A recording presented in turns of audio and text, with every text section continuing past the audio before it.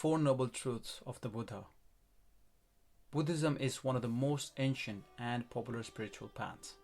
Buddhism provides a path to the spiritual enlightenment without some of the uncomfortable shackles associated with organized religion. However, Buddhism denies no belief systems and claims no superiority of its own.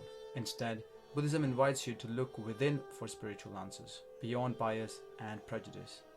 The primary aim behind Buddhism is to relieve the spiritual aspirant from his or her suffering. The story goes that before enlightenment, Buddha was known as Prince Siddhartha. He belonged to a royal family and was afforded every luxury life could offer. Additionally, his athletic skills were superior to his peers, and his intellectual was unmatched amongst those his age. Siddhartha had it made. He was the kind of guy that other men wished they were and all women desired. However, as Prince Siddhartha approached his late 20s, he became restless and wanted to see what was outside the walls of his castle and all its comforts. Life, even with all of its endless pleasures, was becoming dull to the young genius. He took multiple trips outside the walls in the coming days. Each trip brought something disturbing to the young prince's attention. On his first trip outside the walls, he saw an individual suffering from disease. On his second trip, he saw an individual suffering from pain of old age. And on his third trip, he saw someone who had passed away and became subject to death. As Prince Siddhartha returned to his comfortable life, he grew disturbed by what he saw. Soon, Siddhartha's inner disturbance and curiosity came to a boiling point, and in the silence of the night, he left his castle, vowing never to return unless he found life beyond suffering and death.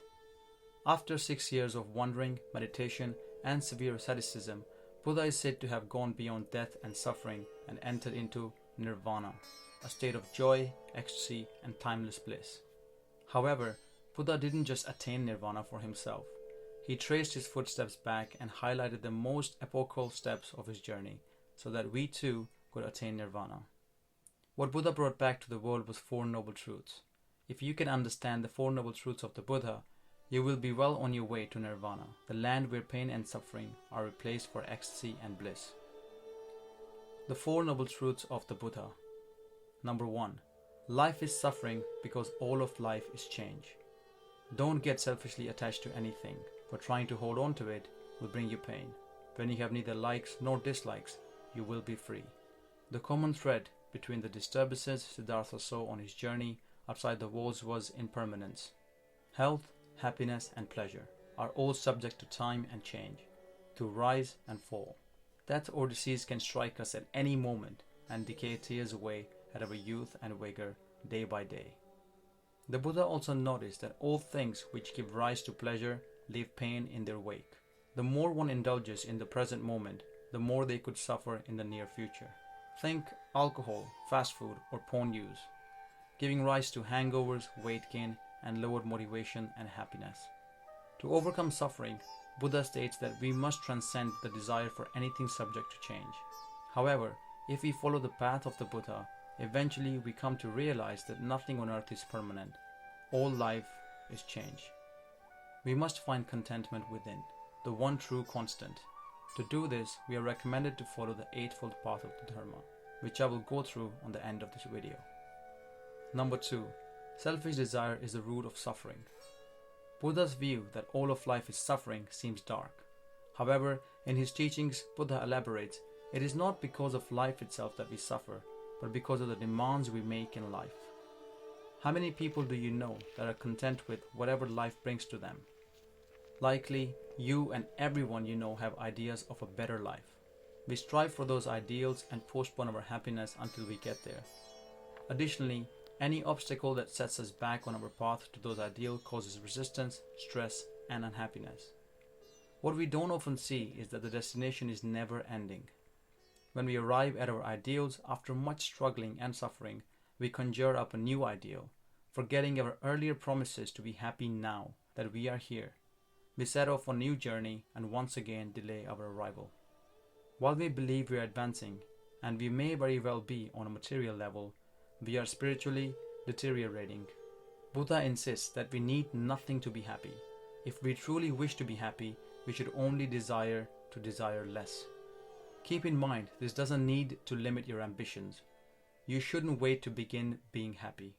If you do, you set yourself up for failure, discontent, and greed. The more selfish your goals are, the more they will cause you to suffer.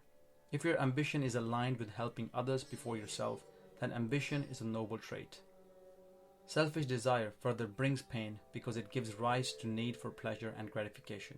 If we discipline ourselves to avoid pleasure, knowing it eventually gives rise to pain, we can transcend the constant cycle of duality. Instead, we find ourselves rewarded by ever-increasing health, vitality, and joy. Gratification of desire gives rise to pain. Discipline gives rise to nirvana. Number 3. Any ailment that can be understood can be overcome. Karma states, every thought and action has a predetermined consequence of the same nature. Good thoughts and actions produce good results, and evil or negative behaviors will only bring negative and evil results. We don't need an eternal judge to reward or punish us, but instead, we are the makers of our happiness and misery. Heaven or hell is on the earth itself. Negative karma is accumulated from the gratification of selfish desires. Where there is no clinging to desire, there can only be positive karma. Buddha states that if we wish to transcend our suffering, we must burn through the negative karma we have accumulated throughout our life. However, the Buddha is not shy to say that this is a tedious process. We must overcome evil and attain the highest good little by little, as a bucket is filled with water drop by drop. Although spiritual, there isn't much mysticism behind the Four Noble Truths of Buddhism. Instead, the Four Noble Truths boil down to making better life choices and slowly destroying bad habits, thoughts, and desires that detract from the highest good. The ailments you face are a result of little drops accumulated in a bucket over long periods. Once you understand this, you can begin to empty your bucket drop by drop. Number 4. Suffering is overcome by following the Eightfold Path of the Dharma. The final step of the Four Noble Truths of Buddhism is the most elaborate. It is the Eightfold Path of Dharma. The Dharma is considered by the Buddha as the way or the path. To follow the Dharma and attain nirvana, we must train ourselves in the following. Step number 1. Right purpose.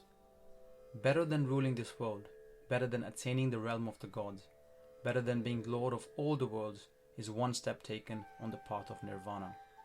A follower of Buddha's highest purpose is to take one step towards nirvana daily. This can be accomplished by practicing the other 7 steps of the Dharma. Step number 2. Right understanding. All of life is change. Anything subject to change gives rise to suffering when idolized. We must transcend selfish desires and discipline the mind with diligence and the utmost resolve. Right speech. Let only good words come out of your mouth, so that they may benefit those who hear. As you treat others well, karma states others will treat you with the same respect. Step 4. Right conduct. Better to live in goodness and wisdom for one day than to lead an ignorant and undisciplined life for 100 years. Harm no living creature, including yourself. The Buddha says, it is a human's duty to help all of life. The spiritual aspirant's conduct does not revolve around reward or praise, but is governed by an understanding of karma. Step 5. Right occupation. Use your talents and skills to help those around you as best as you can. As you contribute to society, you will find purpose and success. Discipline will also become second nature when it is for a noble cause greater than oneself. Step 6. Right effort. The earnest spiritual aspirant, fearing sloth, advances like fire burning all fetters. The spiritual aspirant in search of nirvana is told to burn laziness in fire. Every day is an opportunity to make progress towards the goal, even if only minor. To waste a single day in laziness is a grave mistake. Step 7. Right attention. As we seek out righteousness, we must keep our eyes on what is good and true. Do not conform to society's patterns and short attention spans. Instead, keep your eyes on the prize, so you have good reason to keep running the race. Step 8. Right meditation. More than those who hate you, more than all your enemies, an undisciplined mind does greater harm. Lastly, we must train our minds knowing an undisciplined mind is more threatening than the most ferocious army. The trained mind goes beyond death and suffering and reaches nirvana to dwell in peace forever. Meditation is considered the highest spiritual practice in Buddhism, as well as many other spiritual beliefs. In meditation, One finds discipline, peace, and truth beyond external opinion and bias. If you wish to follow the Dharma to its end destination of nirvana, you must make meditation a major foundation of your life. Final thoughts. If you wish to transcend suffering and enter into a state of permanent well-being, the Four Noble Truths of Buddhism lay in the open for you to experiment with. For anyone wishing to reach the other shore, Buddha is waiting.